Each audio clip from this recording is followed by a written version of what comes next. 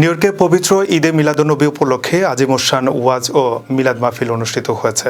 Jackson Heights Bangladeshi business association এই মাহফিলের আয়োজন করে। সোমবার মাগরিবের নামাজের পর জ্যাকসন হাইটসের নবান্ন পাট্রিক হলে মাহফিলটি অনুষ্ঠিত হয়। মাহফিলের প্রধান অতিথি হিসেবে উপস্থিত ছিলেন আন্তর্জাতিক ইসলামিক স্কলার, মিডিয়া ব্যক্তিত্ব, লেখক ও গবেষক আল্লামা ডক্টর শাইখ সাইফুল আজম বাবর আল আজাহারি। প্রধান বক্তা হিসেবে উপস্থিত ছিলেন ব্রুকলিনের বেলাল মসজিদের খতিব ও ইসলামিক স্কলার মুফতি doctor Syed Ansarul Karim Azhari. Guest of honour হিসেবে উপস্থিত ছিলেন হজরত আল্লামা সফি আব্দুল মুনতাকিন ও আলহাজ মাওলানা হেলাল উদ্দিন সিরাজি। বিশেষ অতিথি হিসেবে উপস্থিত ছিলেন শাহজালাল বিজ্ঞান ও প্রযুক্তি বিশ্ববিদ্যালয়ের সহযোগী অধ্যাপক ডক্টর মাওলানা মোহাম্মদ এমদাদুল হক, আল্লামা মুফতি আব্দুর রহমান নিজামী।